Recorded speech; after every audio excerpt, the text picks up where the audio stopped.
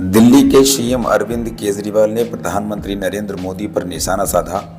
उन्होंने कहा कि मोदी अगले साल 17 सितंबर को 75 साल के हो जाएंगे।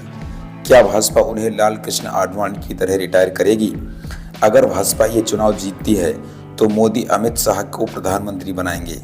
सरकार बनने के 2 महीने में उत्तर प्रदेश के सीएम योगी जी को पद से हटाया जाएगा। केजरीवाल ने कहा कि केंद्र में भाजपा की नहीं इंडिया गठबंधन की सरकार बन रही है। 39 दिन तिहाड़ में रहे केजरीवाल। 39 दिन बाद तिहाड़ जेल से जमानत पर आए केजरीवाल का पार्टी ऑफिस में ये पहला चुनावी भाषण था। दिल्ली शराब नीति केस में ईडी ने केजरीवाल को नवंबर 2023 को पहला सम्मन भेजा था। इसके बाद उन्होंने लगातार 9 समन मिले, फिर भी वह जांच एजेंसी के सामने पूछताछ के लिए नहीं पहुंचे। ईडी ने 21 मार्च को उन्हें अरेस्ट किया। वह 1 अप्रैल को तिहाड़ जेल भेजे गए। 10 मई को सुप्रीम कोर्ट ने उन्हें जमानत दी। केजरीवाल को 2 जून को हर हाल में सरेंडर करने को कहा गया है। केजरीवाल के इस बयान पर पलटवार करते हुए गृह मंत्री अमित शाह ने कहा कि भाजपा के संविधान में कहीं भी 75 की उम्र में रिटायरमेंट का कोई जिक्र नहीं है। मैं अरविंद केजरीवाल एंड कंपनी और इंडिया अलायंस से कहना चाहता हूं कि मोदी जी 75 साल के हो जाएं, इससे आपको आनंदित होने की जरूरत नहीं है। भाजपा में कोई कंफ्यूजन नहीं है। मोदी ही आगे देश का नेतृत्व करते रहेंगे।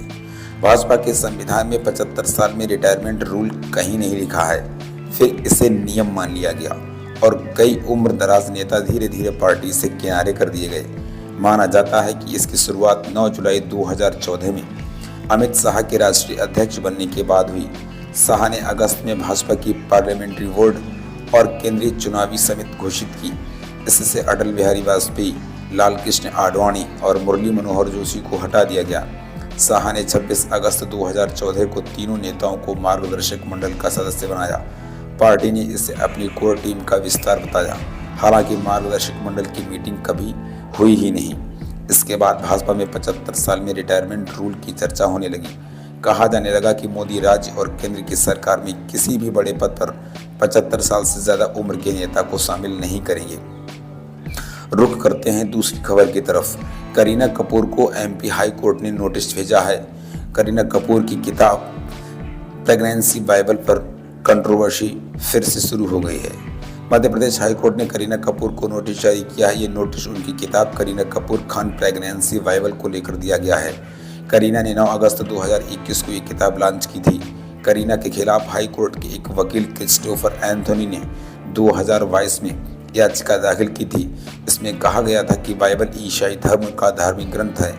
किताब के नाम में बाइबल जोड़ने से ईसाई धर्म के लोगों की भावनाएं आहत हुई हैं। अगली सुनवाई 1 जुलाई को होने वाली है। अदालत ने किताब की को-ऑथर अदिति शाह, भीम जियानी, अमेजॉन इंडिया और जगरनॉट बुक्स से भी जवाब मांगा है। मामले में अगली सुनवाई 1 जुलाई को होगी। याचिका पर पहली सुनवाई अगस्त 2022 में हुई थी। तब हाई कोर्ट ने राज्य सरकार को भी पार्टी बनाने के लिए कहा था।